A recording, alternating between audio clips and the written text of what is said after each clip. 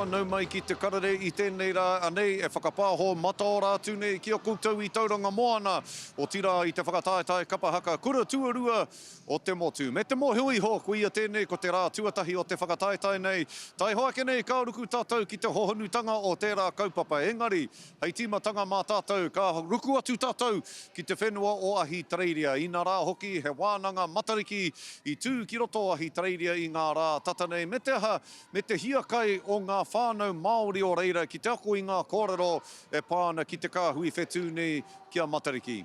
Nā, ko wai I whakatutuki I te karanga. Kia haere atu ki reira ki te whakahaere I te wānanga e kōrero hia nei. Ko wai ke atu ia ahorangi a rangi Mātāmua rāua ko te aorere Pewhairangi a nei rā te pūrongo. Ngā rangi mokopuna o te tai kaura, te wāhi mui ana I te Māori me te hiakai ki ngā ahurea o te kāinga. Kei te mohi o tātou, he iwi nui kei konei.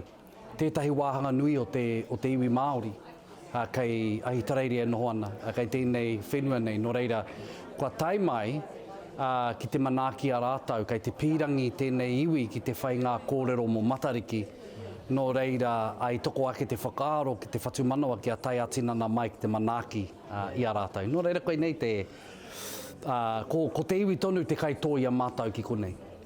I think sometimes in Australia you can feel disconnected. So really, any chance we get to reconnect, we take it. Ko te whāngai I te hiakai te mahi. To have your haupapa, the first thing you do is mātai whetū. Kei te rongo au I te hiakai I roto I tēnei iwi. Mo te tuakiritanga. He nui ngā kaupapa, waimaria tātou nā mea ka noho ki te kāinga. I te mea I a rā ka kite ka rongo I ngā kaupapa Māori. I te kāinga engari, kua tai mai ki konei, tēnei iwi nei e noho tawhiti I te hau kāinga. Engari, he Māori tonu. No reira, Karere pirangi haukoti a rātou, pirangi au ki a uru mai hoki tēnei iwi ki tā tātou kaupapa. Ka ōturu ngā whatu o ngā akonga. I'm so appreciative of Rangi and his sharing of his knowledge. We really all feel like our mana's been lifted up by this, and we'll walk away different people, and we just want to learn more and keep going. You know, it's so different kanohi ki te kanohi, being in the room in wānanga, and like our interactive experience that we've had with each other and amongst us. Like, you know, we're all learning and growing together about Matariki, and I just think it's a deeper understanding of knowledge.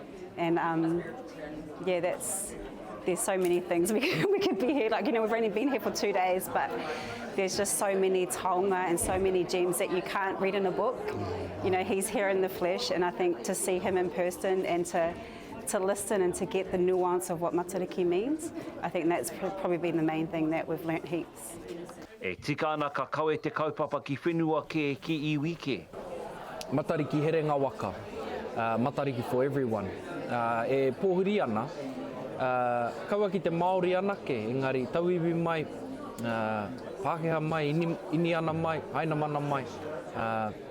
Ko ngā mātāpono kei roto I a Matariki, he mea e mohiotia ana, e rongo hia ana, e whakanuitia ana puta noa I te ao. No reira, ko tēnei te tauhou, tō tātou tauhou I tēnei tau.